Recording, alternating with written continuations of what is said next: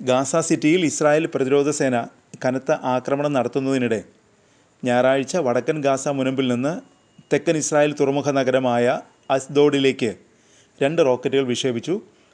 ഒരു റോക്കറ്റ് വ്യോമപ്രതിരോധ സേന തടഞ്ഞതായും രണ്ടാമത്തേത് ഒരു തുറസായ പ്രദേശത്തേക്ക് പതിച്ചതായും IDF അറിയിച്ചു.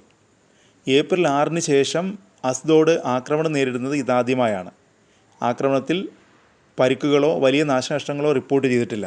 തെക്കൻ ഇസ്രായേലിൽ ഗാസയിൽ നിന്നുള്ള റോക്കറ്റ് ആക്രമണം ഒരു കാലത്ത് ഇടയ്ക്കിടെ ഉണ്ടാകുമായിരുന്നു. എന്നാൽ ഇത്തരം ആക്രമണങ്ങൾ ഇപ്പോൾ ഉണ്ടാകുന്നില്ലെന്ന് ടൈംസ് ഓഫ് ഇസ്രായേലിൻ്റെ റിപ്പോർട്ടിൽ പറയുന്നു. പ്രത്യേകിച്ച് ഒന്നിലധികം പ്രൊജക്ടൈലുകൾ ഉപയോഗിച്ചുള്ള ദീർഘദൂര ആക്രമണങ്ങൾ. ഗാസയിൽ ഇസ്രായേൽ ആക്രമണം പുരോഗമിക്കുമ്പോൾ ഗാസയിൽ നിന്നുള്ള ആക്രമണങ്ങൾ വളരെ അപൂർവമാണെന്ന് റിപ്പോർട്ടിൽ പറയുന്നു. ഗാസയിൽ നിന്നുള്ള ഗ്രൂപ്പുകളുടെ ആക്രമണശേഷി IDFൻ്റെ കര ആക്രമണം തടഞ്ഞതായും ടൈംസ് ഓഫ് ഇസ്രായേലിൻ്റെ റിപ്പോർട്ടിൽ അവകാശപ്പെടുന്നു.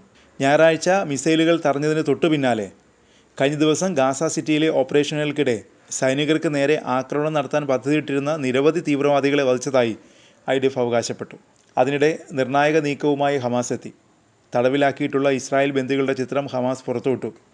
വിടവാങ്ങൽ ചിത്രം എന്ന അടിക്കുറിപ്പോടെയാണ് 48 ബന്ദികളുടെ ചിത്രം പുറത്തുവിട്ടിരിക്കുന്നത്. ഇസ്രായേൽ ഗാസയിൽ ആക്രമണം ശക്തമാക്കുന്നതിനിടെയാണ് ഹമാസിൻ്റെ നിർണായക നീക്കം. ജീവനോടെയുള്ളവരുടെയും മരിച്ചവരുടെയും ചിത്രങ്ങൾ ഉൾപ്പെടുത്തിയിട്ടുണ്ട്. എല്ലാ ബന്ദികൾക്കും ഒരേ പേരാണ് നൽകിയിരിക്കുന്നത്. 1986-ൽ പിടിക്കപ്പെട്ട റോൺ ആരാദ് എന്ന ഇസ്രായേൽ വ്യോമസേനാ ഉദ്യോഗസ്ഥൻ്റെ പേരാണ് എല്ലാ ബന്ദികൾക്കും നൽകിയിരിക്കുന്നത്. പേരിനൊപ്പം എല്ലാവർക്കും നമ്പർ നൽകിയിട്ടുണ്ട്. ഹമാസ് പുറത്തിറക്കിയ ചിത്രത്തോടൊപ്പം ഒരു വാചകവും ഉണ്ടായിരുന്നു.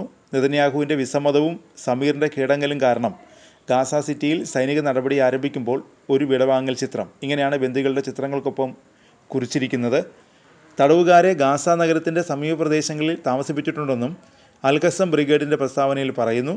ബന്ദികളുടെ ജീവൻ നെതന്യാഹുവിൻ്റെ കയ്യിലാണെന്ന സൂചനയും അൽ-ഖസം ബ്രിഗേഡ്സിൻ്റെ പ്രസ്താവനയിലുണ്ട്. നെതന്യാഹു ബന്ദികളെ കൊല്ലാൻ തീരുമാനിക്കാത്തിടത്തോളം അവരുടെ ജീവനെക്കുറിച്ച് ഞങ്ങൾക്ക് ആശങ്കയില്ല, ഇങ്ങനെയാണ് പ്രസ്താവന. ഹമാസ് പിടികൂടിയ 48 ബന്ദികളിൽ 20 പേർ മാത്രമേ ഇപ്പോൾ ജീവിച്ചിരിപ്പുള്ളൂ എന്നാണ് റിപ്പോർട്ടുകൾ പറയുന്നത്. ഇതിൽ 2 പേരുടെ നില ഗുരുതരമാണെന്നാണ് റിപ്പോർട്ടുകൾ പറയുന്നത്.